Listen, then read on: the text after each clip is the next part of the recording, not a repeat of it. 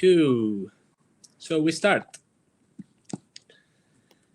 Can we see it?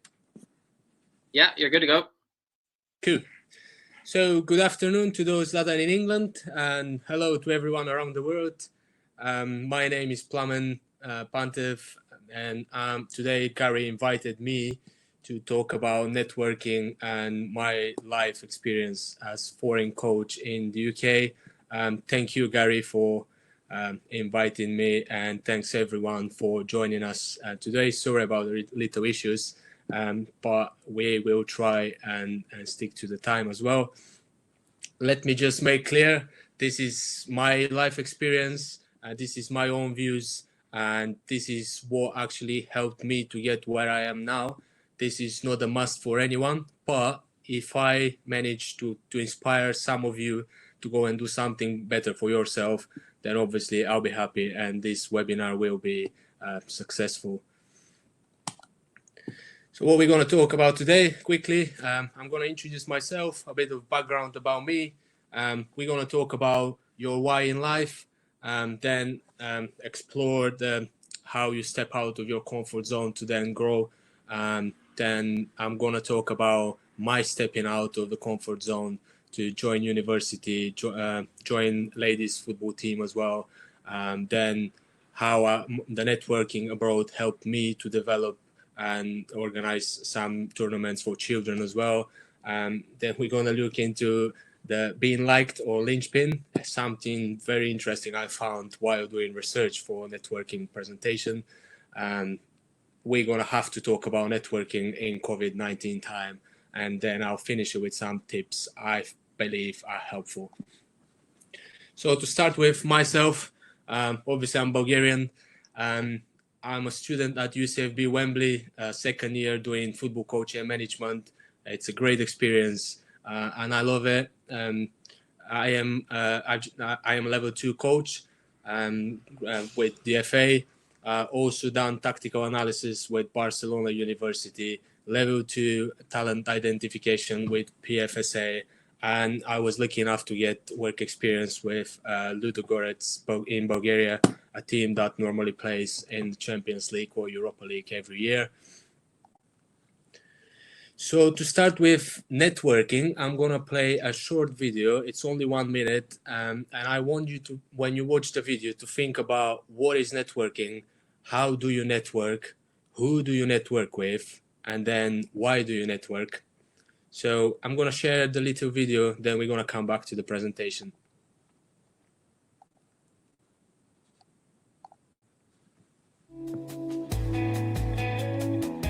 Networking sounds like a business thing that people do, and when people say the word networking, they think of rooms full of people that don't know each other, awkwardly trying to talk to each other. But the secret about networking is it's just talking to people. Start off practicing by talking to people that you know, so your friends and your family, and then think, who else would you want to be in your network? So who else could you talk to that might help you move forward in your career? And find a way to get in touch with them. But if the people that you know already don't know about what type of work you're looking for and where you're going, then they won't be in a position to help you. But when they do, they'll be looking out for opportunities for you, but they'll also let other people know what you're looking for, and they'll help you too. So that's how to build your network. Start with people you know, and then let it expand.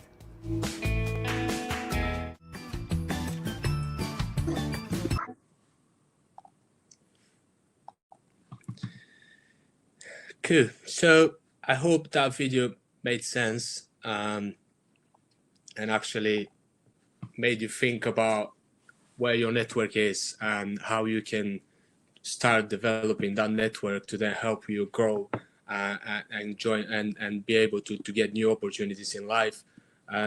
Don't forget, even talking to your parents or your friends, you're still networking, because they might come up with something they saw on the TV or they met someone through the day. So go out or talk to anyone for anything, try to get them, share with you information. So when I was thinking about networking and coaching, I thought I'm going to just drop that idea of how you can actually use networking into your coaching. It might sound a bit crazy, but I really think it's really important that what the FA came out with, the intervention wheel, and how important it is as coaches, if you are a coach, to understand the relation between all these 5 interventions, and while networking them to be able to get the best out of your players. So I've started as a football player. I was quite young by then. I've experienced the first time as a player commands all the time. So my coach was very demanding. He was all about, I'm telling you what to do, and this is the right thing to do. There was nothing else. So when I moved on and I met another coach, he was actually using Q&A all the time, question and answer, that actually make you feel important in the session and makes you feel important for the team. It builds your confidence, and it makes you feel good and proud of yourself and your team as well. Then I was about 15 years old when unconsciously I was actually coaching a younger player in the academy I was playing in. And thinking back now, I was using guided discovery and Q&A because I was asking him to show me what he's doing, and then I was questioning how he thinks he could have done better to improve and get better in his game. So as a coach, I want you to think about which style coach you are and what interventions do you use in your coaching sessions and how that impacts your players. So once again, for me, the network between the interventions, it's really important, because if you manage to master all of them and you get to know your players, you will know when to use them at the right moment to be able to actually get the best of your players. Then we go into your why in life. So Simon Sinek came out with a book called Start With Why. And it's actually based on that people know what they do and how they do it, but sometimes we don't realize why we do it. We just do it because we think it's the right thing, but is it actually the right thing for you? Do you actually grow from that? And so I want you to think about, if you have someone that you admire, like I do admire Sir Alex Ferguson, what is the thing that you know about this person, and then how would you try to get to meet him and actually learn from him? But the purpose behind all this, it's the most important. Why do you want to meet this person, and what do you want to get from him to then help you in life? So there is my why, and it's always related to the picture on the right. And when I was in Bulgaria, I couldn't even speak English, but I had the dream to become a Man United manager. So I had to do something, and the first thing was move to England and learn English, obviously. So I came into the UK, no English. I've started to do some lessons, but I had to actually go out, work different jobs, and earn money to then pay for these courses and learn the language. And by the time, because again, I couldn't speak English, I still wanted to go and play football and observe coaching sessions. So I was translating messages on Google. So every time I would translate it, send it to a coach, ask to join as a participant or observe. But that's actually what I thought it will help me to then develop and reach my dream one day.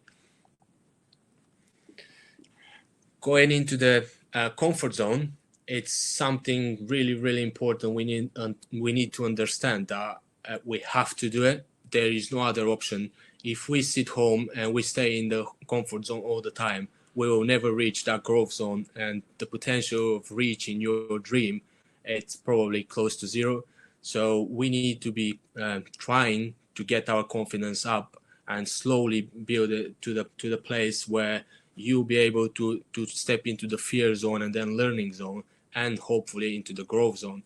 And one wise man once told me that don't ever come out of the comfort zone, but rather than that, try to extend it. So keep one foot into the comfort zone and the other one step out. So if you need to reset and if you feel insecure, you can always step back, reset, and get a new path to get you to your aim. which I believe is quite important to understand and actually maintain. Also, I think methods to step out of your comfort zone is actually if you go to different conferences, if you go to a networking event and try to talk to people, that's going to build your confidence, but also your communication skills. Another very, very important thing is if you work different jobs, try to talk to people, get to know them.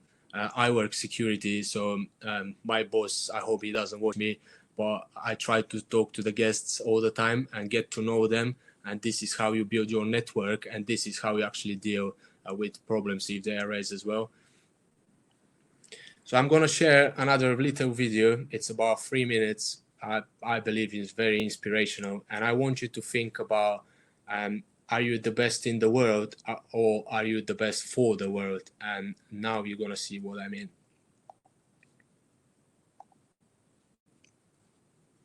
I have a lot of memories from when I was a child. One that's always stuck out to me, though, was when I was about 10 years old, and I was in school, and I struggled. And I didn't struggle with English, math, or science. I struggled holding still. And I would try to listen and focus and process ideas, but I couldn't help myself. And to be honest, I would sit there and then I would just start tapping. And the students in the class would look at me and they'd say, "Hey, stop tapping." A lot of the time, I didn't even realize I was doing it. And then eventually even the teachers got after me and they would yell at me and they'd say, "Clint, you have to stop tapping." It got so bad that I got sent to the principal's office for tapping. And he said to me, "Okay, maybe when you go back to class, just try sitting on your hands." So I did. I went back to class, and when I felt myself starting to tap, I did this. I sat on my hands. And that worked for about 5 seconds. One time I was tapping in class, and my teacher, Mr. Jensen, he looked at me and he yelled. And he said, "Clint, stay after class." And I thought to myself, this is it. I am done. Now, I've always been the type of person that believes that a single moment in time can change a person's life. And this was one of those moments for me. And I will never forget it. And so I was sitting there with Mr. Jensen and an empty classroom. And he walked past me and he sat next to his desk and he said, "Clint, come here. I want to talk to you." And as he looked me right in the eye, he said, "Now, I need you to know something. You're not in trouble. But I do have just one question that I have to ask you." And he said, "Have you ever thought about playing the drums?" And in that moment, Mr. Jensen, he leaned back and he opened the top drawer of his desk. And he reached in and he pulled out my very first pair of drumsticks. And he held them in his hands and he looked at me and he said, "Hey, Clint, you're not a problem. I think you're a drummer."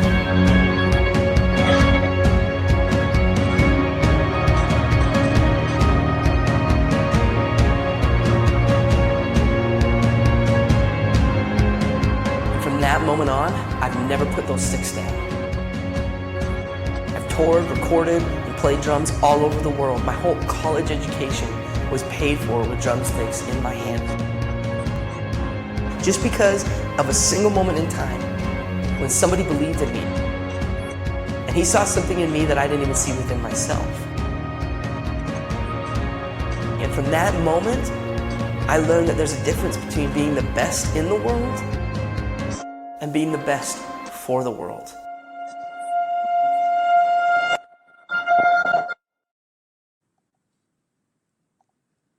Wow. So, yeah, as I said, I want you to think, which one are you? Are you the best in the world? Are you trying to be the best in the world? Or can you also be the best for the world? I've been in this situation as well. And there's been people that motivated me to get better myself and then try to help other people to get better in their life as well. So a little thing for you guys. I can see a question about the videos. Yes, if you want to, I will send it to you later on. So going forward, a massive step out of my comfort zone. when I was about 18, 19 and I graduated the music school, I've never thought about actually joining a university because the target was Man United manager. But I thought, well, I'll do a coaching courses and one day, hopefully I'll do it. I'll get it. But I came across UCFB Wembley and I thought this is the one I need to do. Straight away, I've realized this is a massive networking opportunity. If we count now, we are about 300 or 400 students in coaching across the whole 3 years. So this is 300 or 400 different networking opportunities for me, sessions to observe, learning opportunities, including the lecturers as well. So this was something massive for me, and I'm really happy I did it.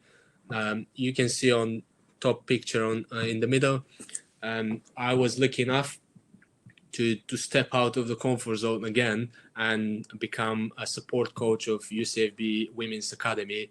A new experience for me again that I'm really proud of, and I'm really happy I did it because I strongly believe now that women's football has place in the world, and we need to strive to develop it and get better and better.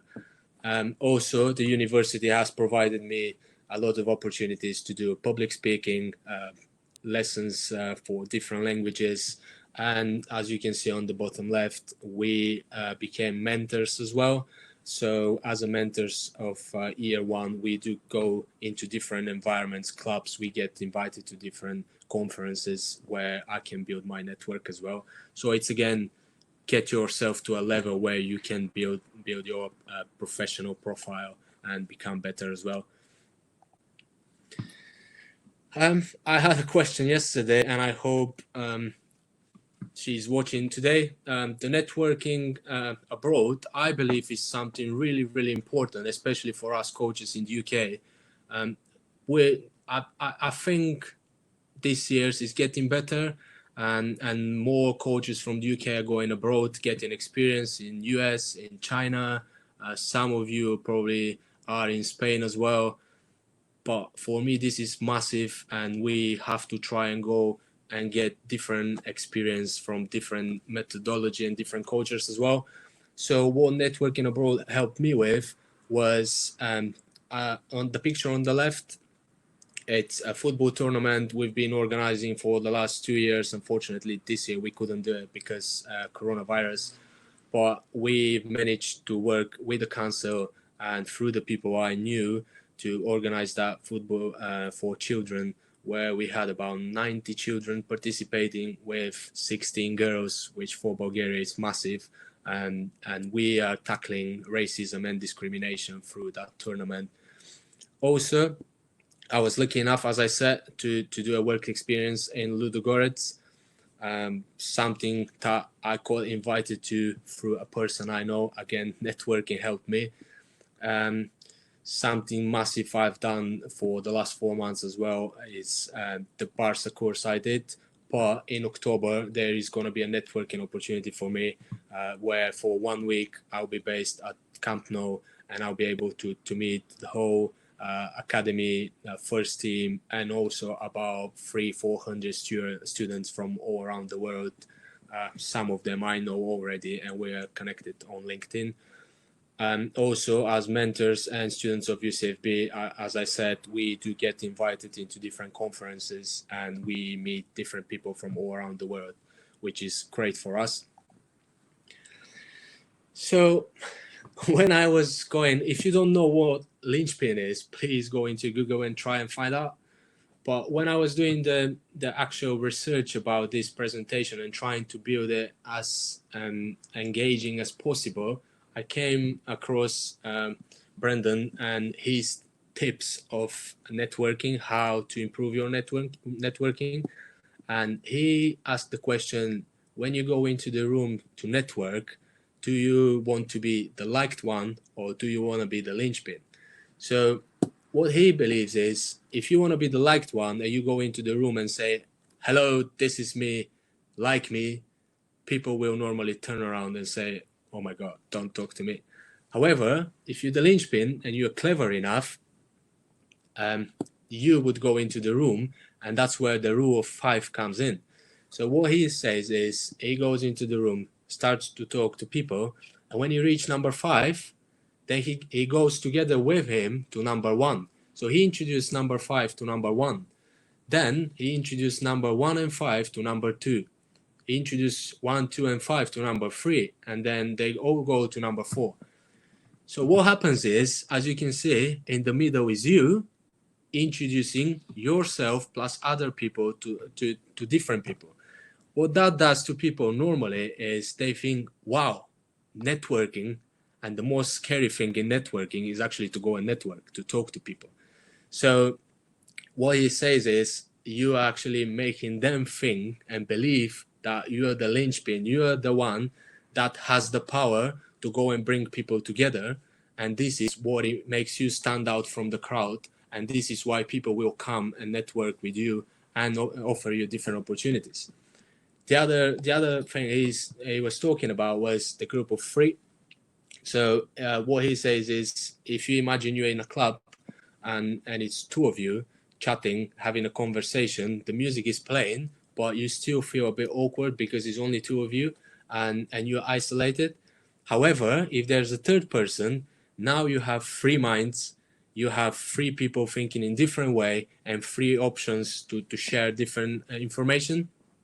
And I thought, oh, that's very interesting. And I can see it's actually linking to what Guardiola was doing and he's still doing. He coaches his teams to actually play in triangles, short passes, but he never asks them to play short passes between 2 players. There is always that third option that provides another opportunity to go forward, another opportunity to stay safe, and then maintain possession to create goal scoring opportunities. So I thought this group of 3 can actually link very well to coaching as well. And I'll just drop it for you guys. If you want to go and research furthermore, you're very welcome. Please share with us as well. Something, unfortunately, we have to come to and talk about is networking in COVID-19 time. But I'm really pleased that I have a lecturer, Kevin Green, and that it's amazing person and a lecturer as well, that I've learned a lot from him. But something stuck in my mind and is always there when I'm networking or when I go to a different event. It's when you are not working, you should be networking. So even if I go to a different event and I feel a bit down and I don't want to talk to anyone because I'm tired, this sentence forces me to go and get people. And as other classmates would say, I do go and get into people's faces. And some people like it, some not. But you have to go and put yourself up there, out there to be able to get to your better level. So this sentence, please remember it and try using your life as well. Also, in COVID-19 time, I believe that webinars are really good. We're, I wouldn't say lucky, but it's good to be able to sit at home, reflect, and be able to do different courses, webinars where you can learn, like the one today. Also, you can always join, let's say, UCFB. We do have online courses as well where you can develop yourself, or other platforms that you can learn about coaching or networking or leadership, anything you want. And something really, really important I want to talk about, and Gary doesn't know I would say that, is Twitter, the importance of having Twitter. Before I was like, I don't want to have that. But then I've joined in, and one day I was sitting in lecture at uni and my phone started beeping and I was like, well, what's going on? Luckily it wasn't quiet because Dom would have kicked me out, my lecturer. So it said that Gary is sending you a message and I was like, whoa, who is that now? So I've checked and it said his name.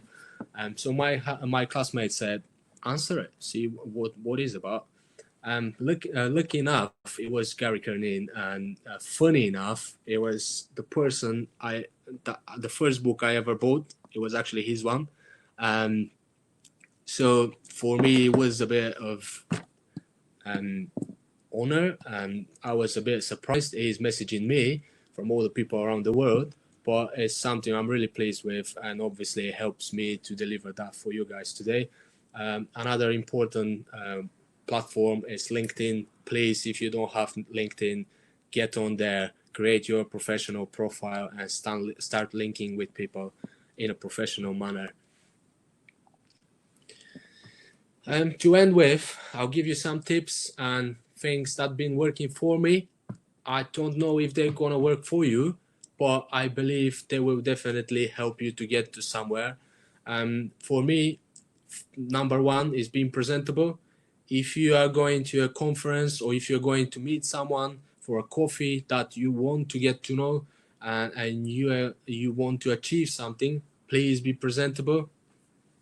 Make sure you're standing out of the crowd.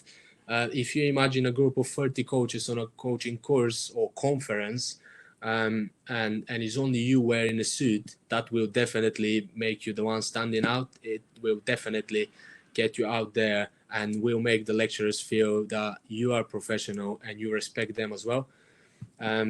Professional manners. Be professional when you talk to people. Yes, there are jokes at the moment, some moments, but try to get to the point as quick as possible. Something I'm working on, and then be as professional as you can. Always be prepared. So make sure when you go to a conference or networking opportunity, you are fed and you had water before that. Please don't go there and start eating, and the first half an hour you're eating and drinking, because you're actually wasting time and probably space as well. So be there, ready to go and network, be ready to challenge people as well. Be proactive. Another massive thing, I believe that it has to stick with you. Don't sit in the corner. Be the one that asks questions. Be the one that wants to know more. Be the one getting into people's faces. Yes, some people don't like it, as I said, but you have to be like that to be able to get to another level. Communication skills are really important. I was lucky enough to do public speaking classes at UCFB, and also, as I said, I was invited to do some talks to future students as well. So that helped me. The lecturers been helping me as well, and it's something I'm working on all the time. Be positive. Something I'm really working on. Coming from Bulgaria and being under that command style made me a bit moany, but at the moment I'm trying to get to that positive thinking and trying to provide positive feedback as well to players and people in general. And also to finish with, as I said, be ready to challenge yourself all the time, challenge your lecturers, challenge the people in front of you on a networking event or any event you go to. So this is from me. Thanks for listening. Thanks for watching. Unfortunately, I'm not able to see you guys. It's a bit awkward. I've never done it this way, but I hope you enjoyed it, and I'm waiting for the questions to come up now. Great stuff. Great stuff. Plamen, well done. That was great. Different direction. The Linchpin one was really good. I really like that. Thank you. It's just something I hope will get people to start thinking about in a different way, because if we stick into the frame, sometimes we lose ourselves. And there was a person saying before, you're getting born as a person, please don't die as a copy. So be yourself, be unique, and be ready to inspire others as well. Yeah, I'm reading a book at the minute. I'm interviewing Jen Welter tomorrow, and she's the first female NFL coach, and it's like her first chapter is about being yourself. Something so easy, but in mainstream media today, we all want to be Pep, but something that we're all who was different, and that's the ironic thing. We all gravitate towards Pep because he's different, but 40,000 coaches gravitating towards the same person maybe isn't that healthy for us. Well, people get their life and they have choices to make, but I believe you have to be unique. Yes, learn from others, but you be unique. That's what is going to get you to the top. Fantastic. Okay, let's take some questions that are coming flying in here at the minute. Victoria, do you have any advice for where to start with coaching in another language?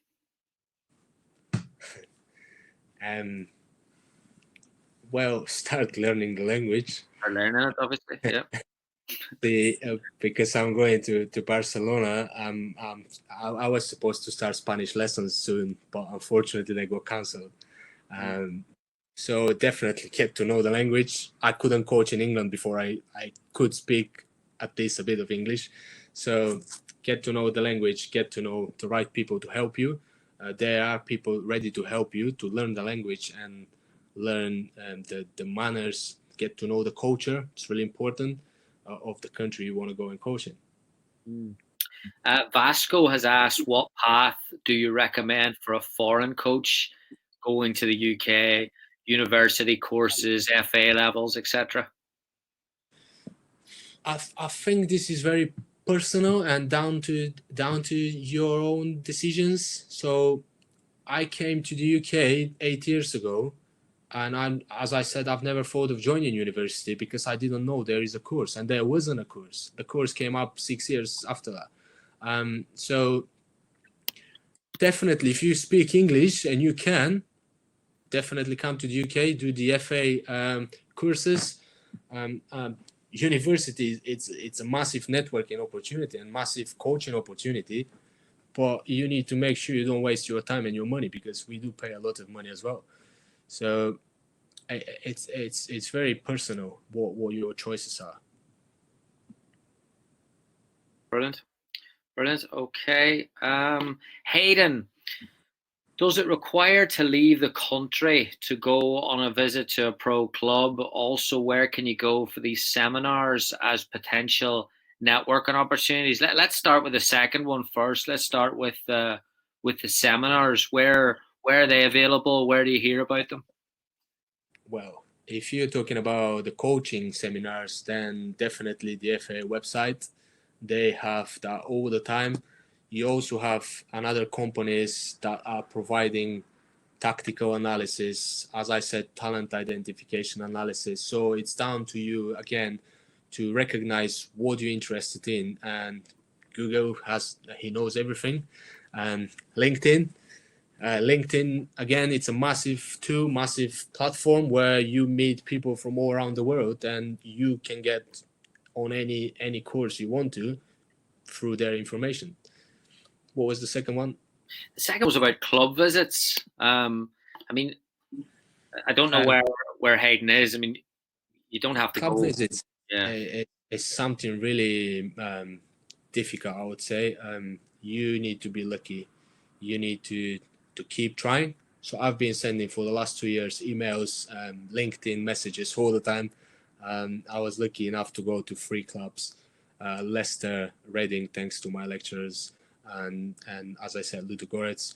But you have to keep trying. That's the only option you have, and I keep trying, never give up.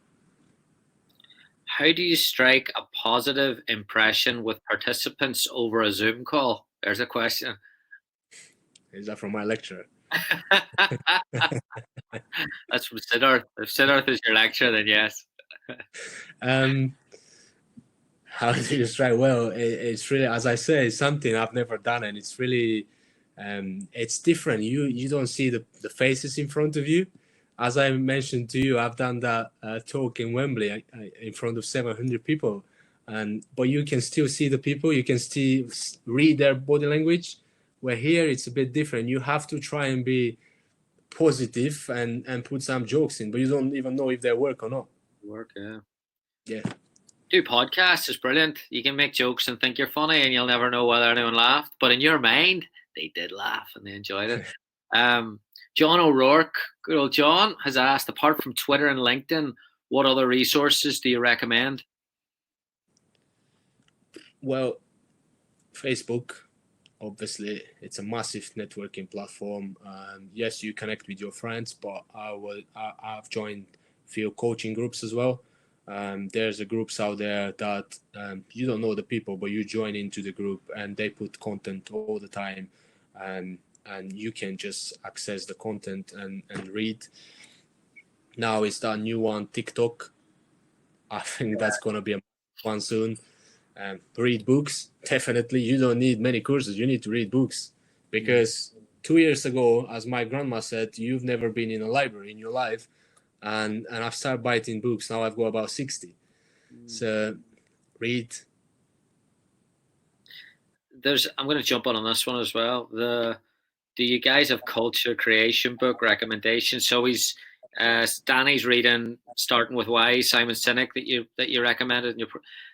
I'm gonna say to Danny, be very, very. I'm doing a presentation at 3 o'clock. I'm going to talk about this here with a club. Be very, very careful about how you're approaching culture. And there's a lot of books out there that say that I believe give shallow, lack depth, idealistic versions of what culture is. Culture is not everyone getting on the bus who are positive and all the negative people getting off the bus, so you're going to win every game. You're probably going to get rid of the players that can help you, that think a bit differently. I would say when you're reading about culture, understand context and stories. And the more, something I've learned in podcasts is like when successful people tell you about what they do, there's hundreds of variables that you mentioned. Luck, Plamen, like there is luck involved in cultures. There's context. I'll go one step further. In the US, there's location involved. Where are the best cultures in some of the sunniest places where they can draw some great people? So don't think that people have this magic wand that they can manipulate people or brainwash people. Culture is very, very intricate, and reading books is important. But I just get riled up because I see some books that are send a complete wrong impression about culture. So that's my soapbox. Over to you. Yeah, I agree, and I had to learn that after I bought about 5 books that were nonsense. Definitely don't waste your money on something that is too general. Go and get some academic books that something is done about it, some research is behind it, to back it up. It's much more important, rather than just reading. If you want to just read, and read some articles on YouTube, on Google, not on YouTube. There's a private question. I don't know if you can see it. Tenzin is asking about my core values. Is that my core values or Gary's core values? Go for yours.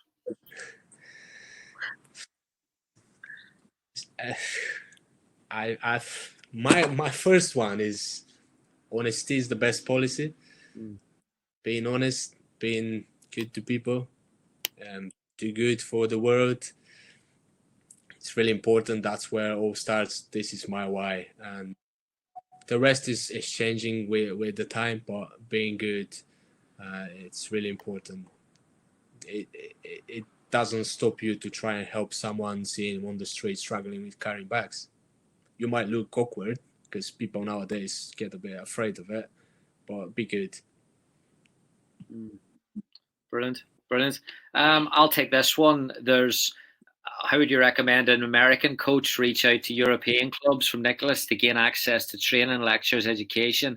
I've had some luck with sending emails to academy coaches that I can find, but what do you recommend? It's very, very difficult today because the people see coaches coming into, especially wanting to come into environments. You've got the commercial side of it as well. I think it's harder now. Someone asked me this last week. I think it's harder to go and watch a first team train today. But I would then go one step further, Nicholas, and say, first teams training. Are you really going to get? Would you jump on a plane and go and watch? Manchester United train? You may as well just go and watch them play the match. So I think they're always going to be guarded because these clubs have to be. In today's the finances are so big, they have to be guarded over what they do. But I think what I've done in my last 3 trips to England has been I've picked a certain topic in every one, and I've gone. One was sports science, another one was youth development, and in terms of the older age groups, and then the last one was individual player development. And once you reach out to those people and try to, they're always going to be skeptical. I've reached out to people who I know are skeptical, but then address that early on. Hey, listen, I'm not, for a US college coach to go to an English academy, they're going to think, and the women's side, they're going to think that you're trying to get players. So you're going to have to say, well, listen, I've done that as a college coach. I've went to Man City. So you're going to have a little bit of apprehension. And then I think, then you have to be really, really humble when you go there, and you have to be really, really appreciative, because those people are giving up an awful lot of their time. But I found more success. That's why I was interested in Plamen. When you were talking, we did a poll on what the different social media outlets that people use to connect with coaches. Twitter was by far, I think it was 46%, but like LinkedIn was like 14%. And I actually think LinkedIn's a little bit more personal. I don't know what your take on that is. Well, that's why my message on the last slide was get there, make a profile. It's a professional. It's another, let's say, professional Facebook where you actually meet professionals. It is a place where you can put your experience, your jobs, your voluntary work as well, and employers will look at it. I've been seeing, unfortunately, they haven't contacted me yet, but I can see Man City, Liverpool, Arsenal have been looking my profile. So one day, hopefully, something will come up. Great stuff. As Etienne, as a coach, what is the biggest challenge you faced in your career, and how did you deal with it? Well, the biggest challenge is a bit personal. It was it was actually my first team in the UK, and it was under 7 boys. So one of the children, I was looking after him as well. After school, as a, what's it called, nanny. No, yeah, babysitter. But because he knew me, he would normally go and be just naughty. He wouldn't listen. So when we came for the first session to do with the boys, it was about 7 of us. He just kicked off and started running around doing nothing I asked him to. So that was a massive challenge. Emily, one of my lecturers, if she's watching, hi, Emily Hill, she came to observe me as well, and she asked me, I've got no idea how you deal with that. That was a massive challenge, but I had to make my sessions. I've realized, probably because I've been coached that way as well, I've been doing stuff that is not good enough for their age. It's not as engaging enough. So as the FA are teaching us now, it has to be engaging and fun, rather than trying to tell them, oh, you have to be the best player in the world. No, they're under 7. They don't have to know that yet. So I've adapted. Brilliant. Andrew, how do you strike a balance between developing an authentic relationship and then pursuing your practical career objectives without using people or giving the impression of using people? That's a great question. That strikes me back to, I've worked with one group, a music group, you probably know it, called Tesla. Yeah. And they have a song called What You Give. And so they're actually talking about, it's not what you got, it's what you give. I don't think there is a massive gap between these two. I think they relate. Again, networking is actually getting to know these people. And if you are a good leader as well, you're going to be talking about leadership tomorrow. But if you're a good leader, you have to show these people you actually care about the answers they have. So building up that personal relationship will help you in the career as well.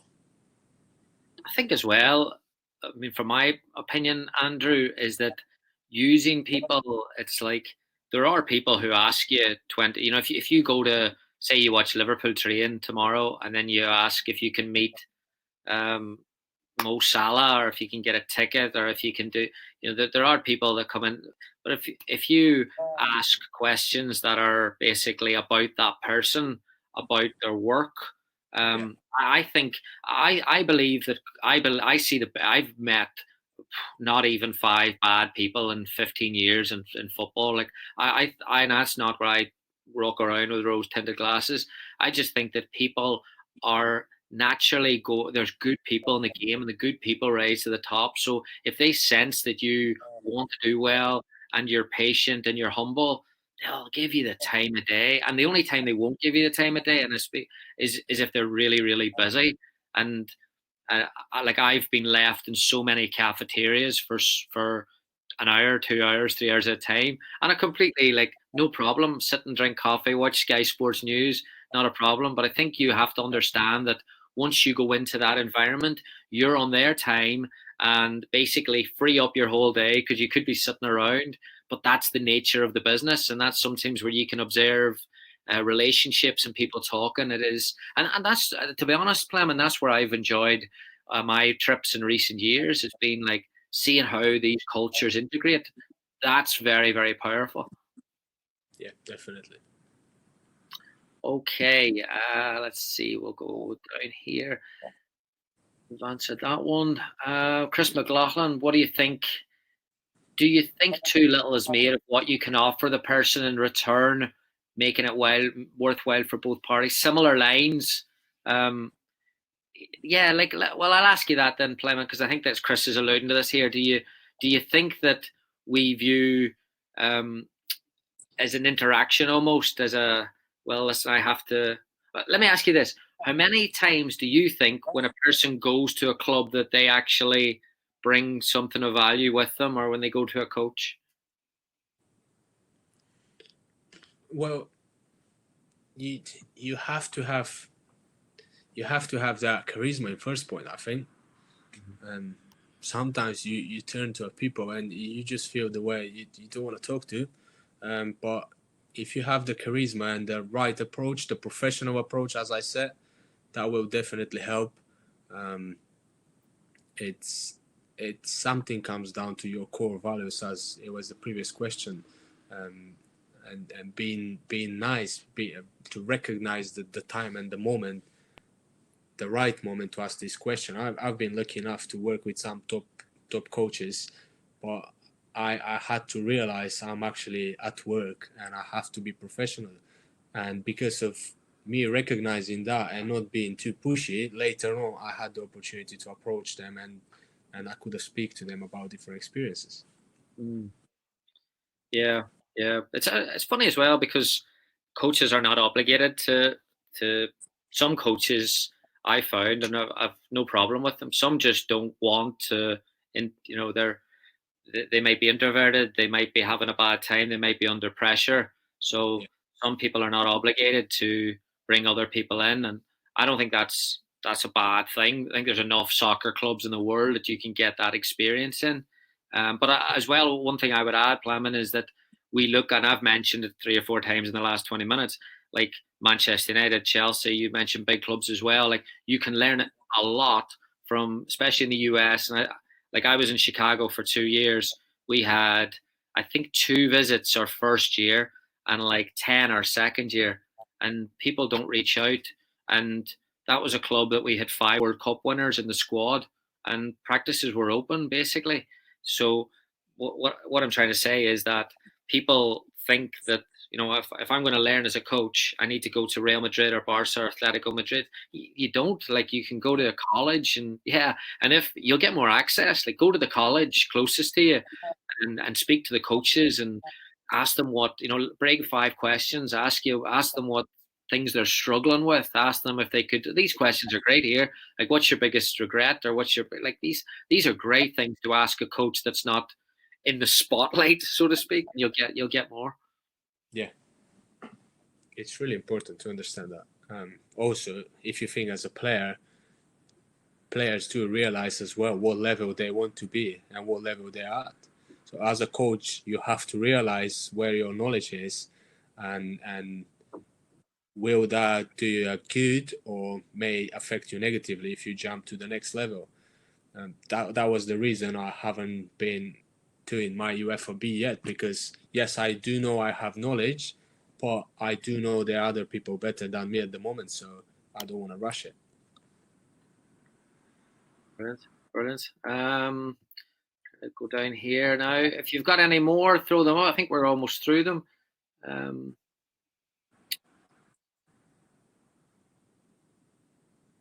What advice would you have for coaches that are, before they're just finishing playing? I mean, do you think they need to go into a soccer degree? Do you think degrees can transfer? Is the form of education important when it comes to networking?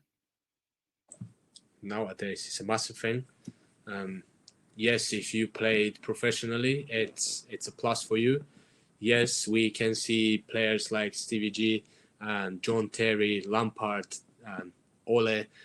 They are going into managerial roles and coaches roles, but don't forget this is a star players. So if you played a level below that, I think having a degree is a massive, massive plus for you. And also, what is changed in the UK now is if you are working in the academy, I can see that most of the coaches, it's not a requirement or might be a requirement depending on the club, but they do have at least one degree in sport, or they might have two, which helps them develop their players in a better way as well. So you're not just a coach, you understand more than just coaching. What's next for you? What's coming up? Next for me, there's a pork ribs. Yeah, dinner. Yeah, it's dinner time now. Well, it's tough to say. I mean, I was supposed to be a team leader for the Euro 2020 at Wembley. Unfortunately, that got postponed. I was supposed to work with UEFA, but hopefully we will manage it next year.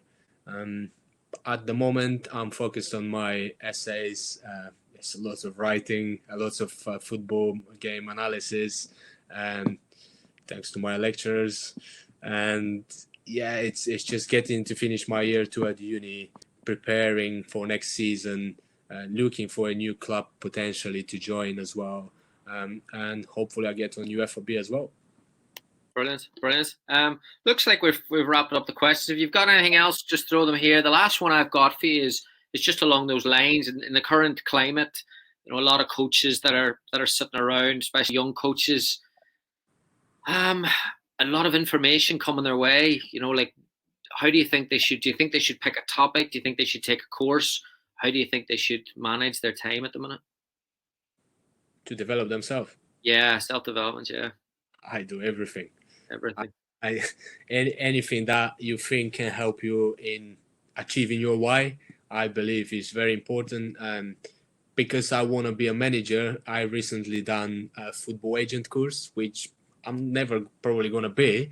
But when it comes to the time to deal with football agent, I will know how they think and what their strategy is, how they negotiate. So just go out or write on a piece of paper what do you want to achieve and what might help you to achieve that. Who might help you to achieve that? Brilliant. Brilliant. Can you see the private questions? Or is yeah, he's just that's Chris is asking.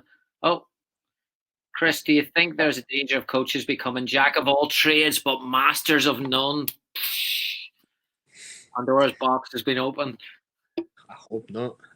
Well, I do know some coaches that are already, but yeah, as I said in the intervention, well, try to master.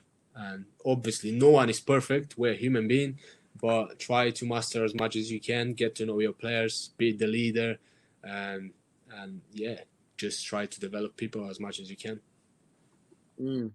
I would say along that there would be that you're not trying to be, again, this swept away. And as much as social media is important, I think experience is important. I think the game's the biggest humbling experience there is, because going out and working with players actually allow, when you sit in your couch, and there are people that we know that are great in picking apart people's work and speaking a great game on Twitter.